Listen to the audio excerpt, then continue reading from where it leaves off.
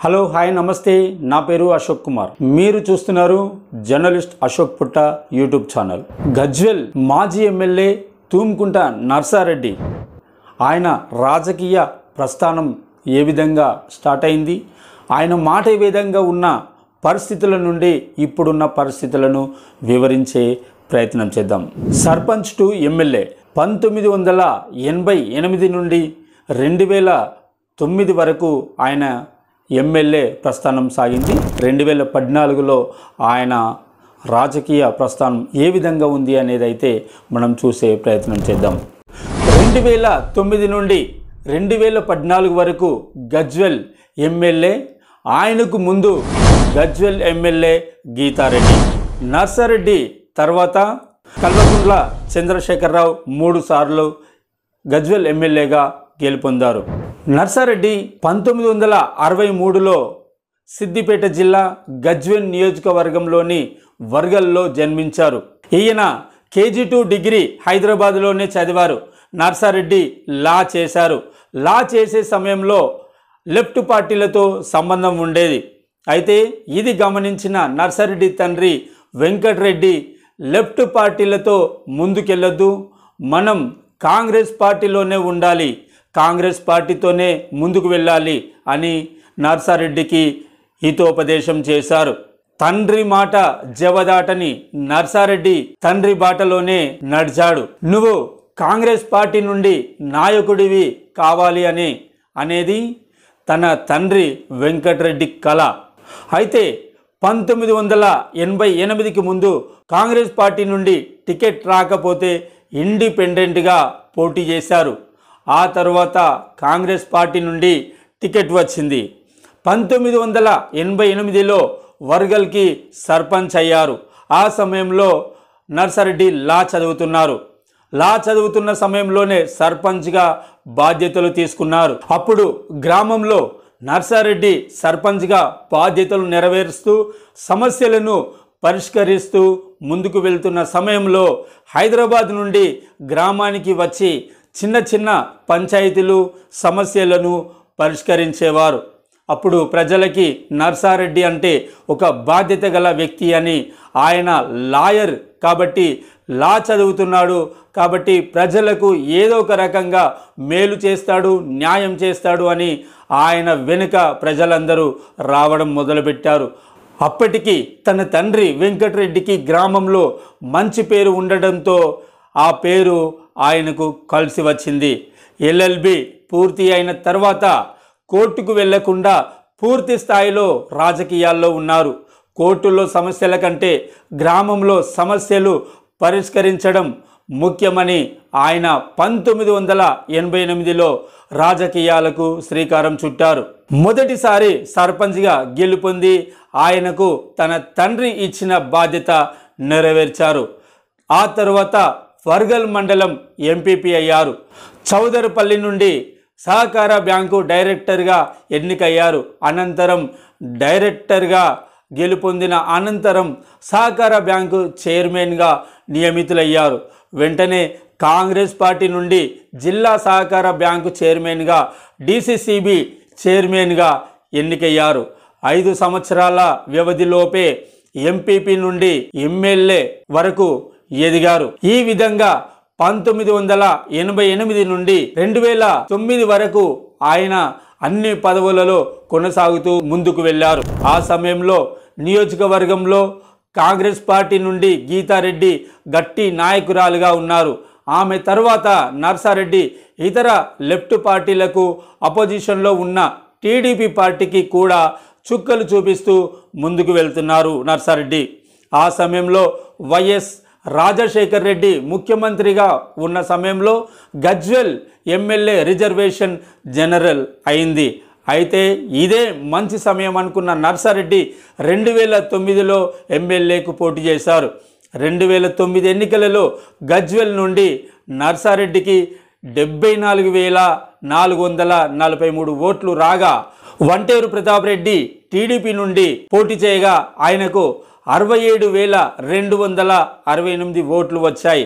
7,175 ఓట్లతో తూముకుంట నర్సారెడ్డి ఎమ్మెల్యేగా ఎన్నికయ్యారు. నియోజకవర్గంలో నర్సారెడ్డి చేసిన అభివృద్ధి పనులు 2009లో ఎమ్మెల్యే అయిన తర్వాత రాజశేఖర్ రెడ్డి గవర్నమెంట్లో ఇల్లు ఎవరెవరికి కావాలో వారందరికీ ఇంటికి 50,000 నుండి 1,00,000 రూపాయల వరకు శాంక్షన్ చేయించి ఇచ్చారు నర్సారెడ్డి ఆ రోజుల్లో అందరినీ సమానంగా చూసేవాడు.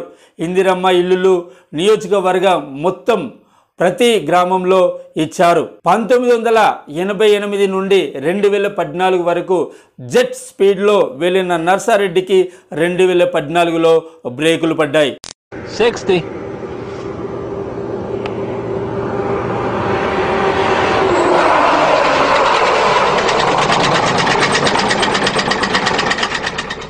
అసలు 2014లో ఏం జరిగింది?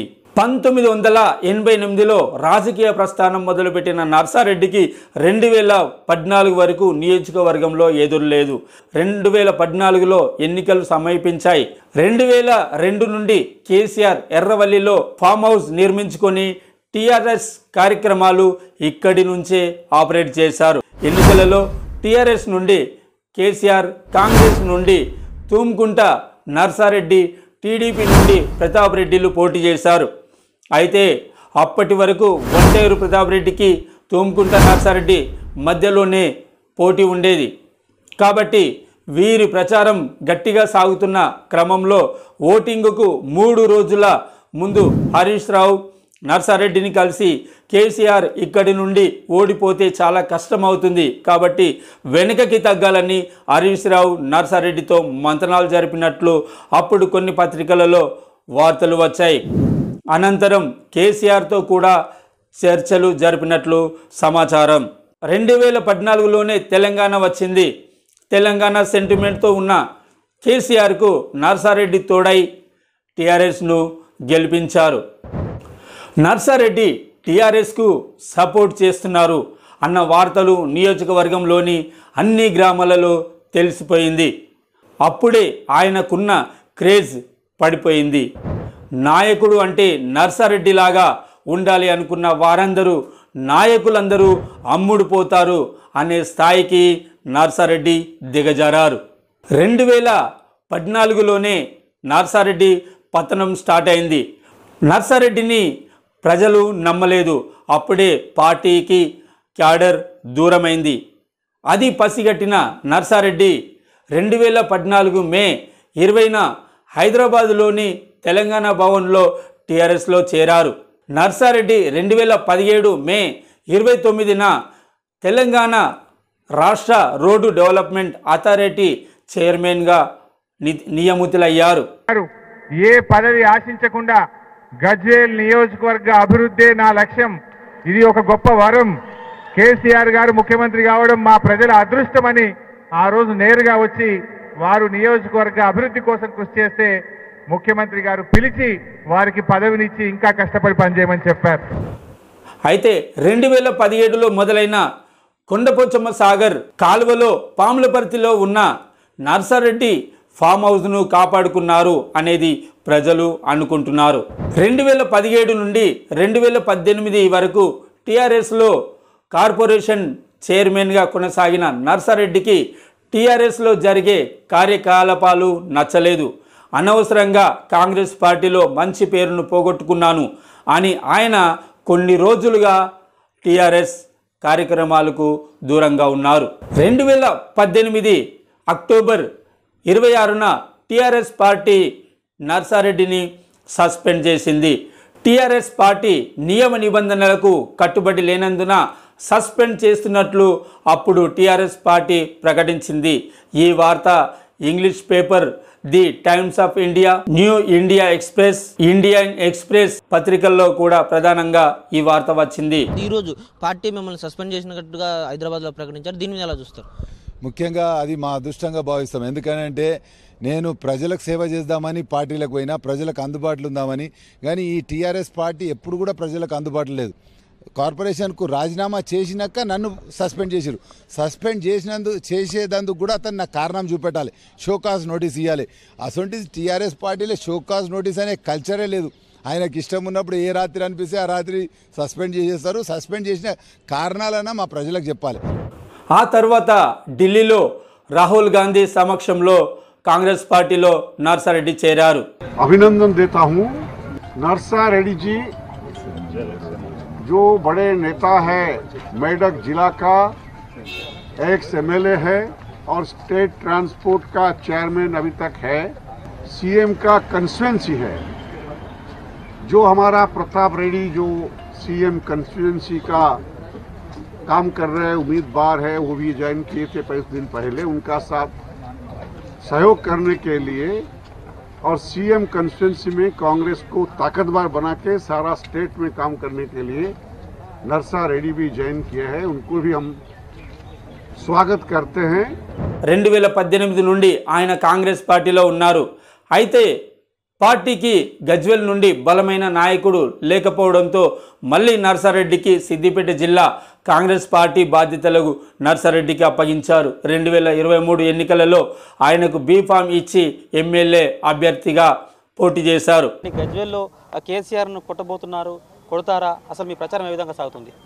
తప్పక కేసీఆర్ను ఓడగొట్టే దమ్ము ధైర్యం కాంగ్రెస్ పార్టీకి మాకు ఉన్నది.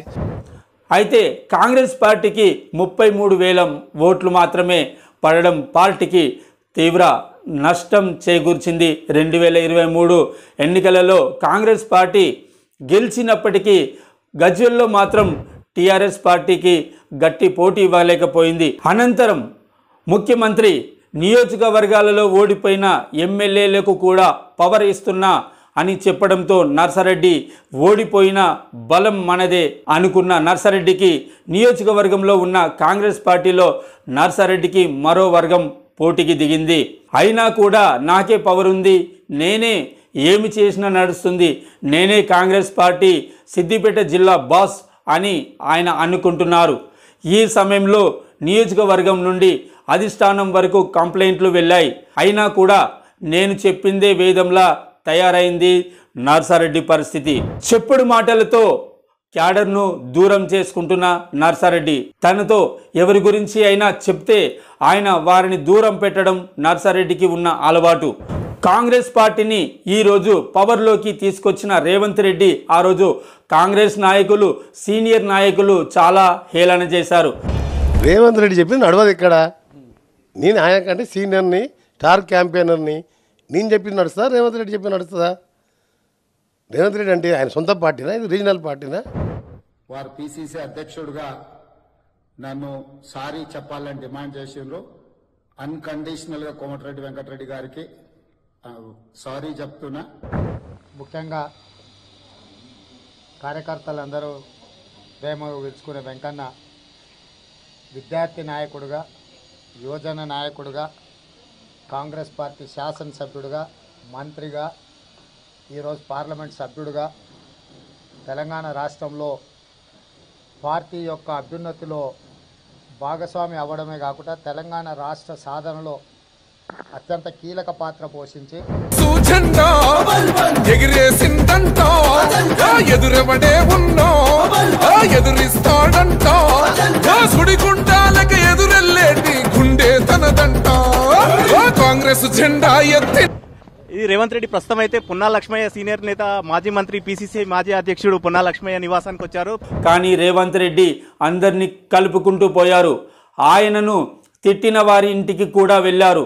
రేవంత్ రెడ్డి మాట్లాడుతూ కాంగ్రెస్ పార్టీ కోసం ఒక మెట్టు కిందికి దిగుతా అన్నారు. అన్న మాట మీద నిలబడ్డారు. ఈరోజు పార్టీని పవర్లోకి తీసుకొచ్చారు. యనమల రేవంత్ రెడ్డి అనే నేను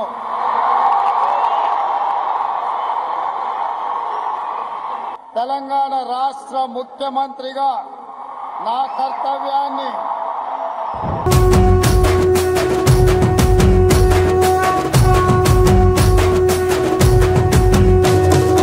అదేవిధంగా నర్సారెడ్డి కూడా తగ్గించుకొని అందరినీ కలుపుకొని ముందుకు పోతే నెక్స్ట్ బీఆర్ఎస్ పార్టీకి క్యాడర్ లేకుండా చేయొచ్చు. 1988 నుండి 2014 వరకు ఆయన కష్టపడి పనిచేశారు. ముఖ్యంగా నేను 1988లో నేను సర్పంచ్ అయినటి. దాని తర్వాత మండలాధ్యక్షుని కూడా పనిచేసిన. అదేవిధంగా డిస్ట్రిక్ట్ కోఆపరేటివ్ బ్యాంక్ చైర్మన్ కూడా పదవి చేసిన. అదేవిధంగా ప్రజల సహకారంతో నేను ఒక 2009లో రాజశేఖర రెడ్డి గారి ఆధ్వర్యంలో ఎమ్మెల్యేగా గెలిచి 2014లో కేసీఆర్తో పోటీపడి ఓడిపోయిన తర్వాత మా గజ్వేల్ ప్రాంత అభివృద్ధి జరుగుతుందనే ఆశతోని టీఆర్ఎస్లో చేరడం జరిగింది. ఎంపీపీ డీసీసీబీ చైర్మన్ ఒకసారి ఎమ్మెల్యే చేసిన వ్యక్తి ఇప్పుడు ఇలా మారడం పార్టీ క్యాడర్కు ఎంతైనా నష్టం కలుగుతుందని విశ్లేషకులు అంటున్నారు. ఇప్పటికైనా ఒంటెద్దు పోకడలు పోకుండా అన్ని మండలాల నాయకులను కార్యకర్తలను కలుపుకొని పోవాలని ఆయన మేలు కోరే నాయకులు కార్యకర్తలు కోరుకుంటున్నారు. Thank you.